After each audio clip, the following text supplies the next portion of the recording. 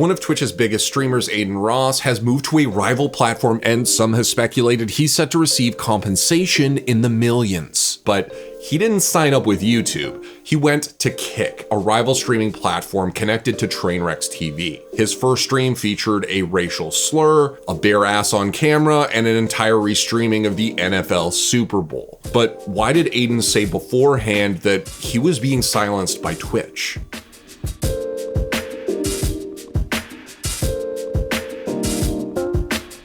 Hey guys, before we get into the video, just wanted to remind you that it really does help if you like the video to like it, and also to subscribe to the channel and ring the notification bell if you want to get more of our stuff. Cool, back to the video. Okay, so if you don't know who Adin Ross is, he's one of the biggest streamers in the world. His Twitch channel already has over 7 million followers, and his 2-minute video about being silenced by that same platform, Twitch, had over 1.2 million views at the time of recording. But he recently streamed on a new platform, Kick. And while it's unclear if this reported deal is accurate, it's worth noting that a later tweet from Adin suggested that Kick wouldn't be full-time, at least for now. The streaming platform was revealed and promoted by Trainwreck in December 2022, and if you go there right now, I'm nearly positive you're gonna see some pretty wild shit. When I went there, one of the biggest streams in just chatting was a live stream from inside a Thai strip bar.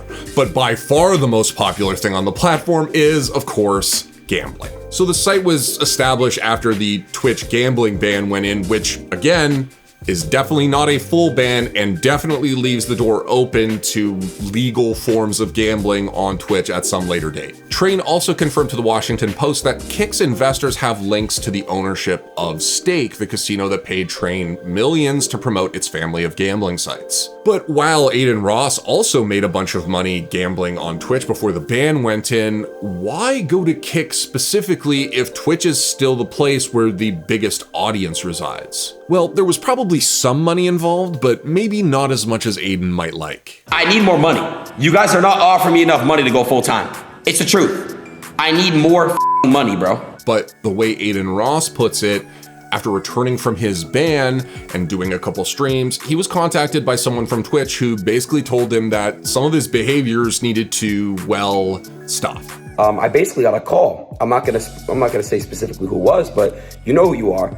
And you basically said, hey man, if you keep doing controversial stuff and you keep saying certain things and you keep basically, you know, promoting certain things on your stream, we're gonna have to take you down indefinitely. So I got a threat. But stop what exactly? If you only listen to Adin Ross, you will not get a very clear answer on that. I can't come with this new mindset on this platform that I stream on and basically do what I want freely. So anyways, I got that call from them, and it just kind of, it spooked me a little bit because this is what I've been on, obviously. This is how I live my life. I've been meditating. I told you guys I've been pushing certain stuff, and that's just what I've been on. So I don't want to change for anyone. This is what I've been on. This is me now. Some speculated that it could be because somebody saw a butt on his stream during an ice bucket challenge. Some said it was because he continued to support accused sex trafficker Andrew Tate. Others pointed to his continued support of rapper Tory Lanez on the Full Send podcast, and Lanez was convicted of shooting Megan Thee Stallion in the foot with a firearm. TrainwrecksTV also echoed the story about Twitch contacting him in a conversation with Summit1G, but he didn't really give any additional details. I know it sounds super conspiracy theory-ish, but it's not. Like, I've been in that same boat. You know, maybe the things Adin does are a little extreme and maybe they're deserving of that, but I don't think to the extent of them saying, yo, you're on your last strike, like, don't say crazy shit. Like, you know, don't push this, push that. I don't think it's any of their business to do. But let's be honest, Adin Ross could literally just tell everybody exactly what the Twitch rep told him. Instead, he played it off pretty vaguely and made his debut on Kick. Now, I don't think that's an accident, but I'll come back to that point in a little bit. First off though, let's talk about the Adin Ross debut on Kick. The stream initially pulled in tens of thousands of viewers, cresting as high as 100,000, and there were lots of moments throughout where Ross seemed to just sort of revel in the fact that Kick either doesn't have a TOS or has a much more lenient TOS than Twitch. Brother, wait, there's no TOS. All you guys are some virgins. You're all virgins. Ah, shit. Woo! Woo! Woo! Woo! Virgin, virgin, virgin. Yes! Then streamer Schnaggy dropped an N-bomb on stream. I can say whatever I want. We don't kick. I don't give a everybody in the chat is a I don't care. No! And then he showed his whole ass, literally. My dad can't see my ass. I don't give a Yo! Schnaggy! And then Adin Ross restreamed the NFL Super Bowl to like 100,000 viewers. And throughout the stream, the chat was going absolutely batshit, with many people talking about how this was fine because Kick's TOS doesn't specifically prevent it or something. But if the NFL decides that it wants to sue people who rebroadcasted the Super Bowl on Kick, including Adin Ross and also Trainwreck, then they don't care what the TOS of the site is, they're still going to sue you. And frankly, considering the entire thing was rebroadcast online, there's a good chance they're gonna win that. I want Kick to do well. More competition's always good in the streaming space, but just in general. So Kick doing well is good for everyone, but this was some real shady shit. I'm pretty sure they just unauthorized rebroadcasted the Super Bowl. My heart breaks for everyone who thought that was okay and started doing that on Kick. Because goddamn. Now, Kick does have a DMCA policy on their site, and it also says that Kick may suspend or terminate repeat infringers. And this kind of cuts to the heart of why Kick and Adin Ross's characterization of the platform is so interesting. Sure, you can let your streamers stream whatever they want and then just deal with issues as they come up. And their TOS prohibits outright illegal shit and indemnifies the company so that streamers will probably take the brunt of legal action. But banning users seems to be the kind of thing that Kick really doesn't want to do.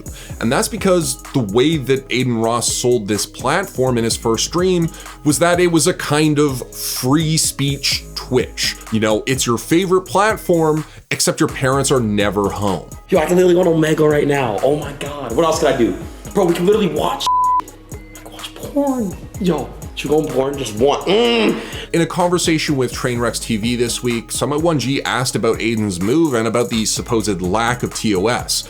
Trainwreck said, yeah, there is a TOS, but he went in depth on why Adin may have chosen this approach. Because, you know, the biggest thing I think streamers are insecure about when it comes to moving platforms is viewership drop-off, right? So I think he is going to say and over-exaggerate things to try and minimize his viewership drop-off. To minimize his hit, yeah. I already had a talk with him, like, listen, the hateful stuff needs to go, you know, all that, you know, no swastikas, no slurs, like, this stuff needs to go. Like, freedom of speech is different than spewing hateful speech that is oppressing people because of religion, color, creed, you know, like that stuff's not allowed. The whole free speech thing dovetails into what I said earlier, foreshadowing, incredible. But the idea is this: Adin Ross was very vague about the things that Twitch supposedly asked him not to do. And in that same clip, he made references to his, quote, new mindset. I like seeing comments like, he's gonna quit after 1 or 2 weeks. I love it, because that truly means it's a test. Everything that you don't like is a test. So let's finally talk about that mindset. I'm not going to psychoanalyze the guy, but I think it's relevant to the direction this is taken. So if you hadn't already heard about Adin Ross, then you might have first heard about him when Andrew Tate was making the rounds back on Twitch during that whole debacle. I already did 2 whole videos about that, and I definitely stand by what I said in those. Nothing has really changed from that point of view. So I would encourage you to go check those out if you want some more information about Tate and the way that he kind of broke out on the platform. Since that time though, Tate and his brother were arrested and detained by Romanian authorities on suspicion of human trafficking, rape, and forming an organized crime group to exploit women. He currently remains in custody after losing an appeal against a judge's decision to extend their arrest to 30 days. Now, in their conversation before this arrest, I think it's fair to say that Adin Ross was pretty charmed by the guy. This stream actually, like, I'm pretty sure changed, like, lives. I swear to God. Like, you changed lives just now, like, this one stream. Like, I hope so. I hope so, too. The two also met up in Dubai late last year to do some content together. And after Tate was detained, Ross said that he was one of the few people who would be allowed to visit him in prison, though it seems like it's not actually possible because they aren't related. But did Adin Ross find meaning in Tate's controversial messaging about masculinity? Or did he just get taken in by the character that his lawyer says he plays publicly, if that's even true? Since those initial conversations, Adin has talked about how his mindset has changed especially after the January ban, and that mindset seemingly includes a voluntary period of celibacy as well as an anti-pornography stance. His YouTube thumbnails do seem to be exempt from the ban on titillating imagery, however, and as you saw in that previous clip, he definitely just toyed with the idea of watching pornography on stream with his viewers on Kick. If his goal is to cast himself in the same mold as Andrew Tate, then, in my opinion, Adin Ross is following that script perfectly. In order for his ideas to be seen as subversive by a greater population, he needs to be able to point to someone and say, this person doesn't want you to hear about this. It's a classic part of the brave truth teller act, and for all I know, maybe he did want to get permanently banned from Twitch to really sell this Kick transition. I don't know. But first, let's put things in perspective. If you'd like an actual example of people being silenced or even facing death for real, dangerous truth-telling, there are a lot of examples all around you right now, and none of them are Adin Ross or Andrew Tate, I promise you. Frankly, it seems kinda insulting to even use the same word to describe both things. Your Twitch rep calling you up to ask you to make sure that full moons aren't constantly appearing on your stream is not oppressing you. And for most people, they don't even get that call. Twitch just bans them. He literally got a courtesy call from Twitch to be like, hey, here are the things that you got to stop doing.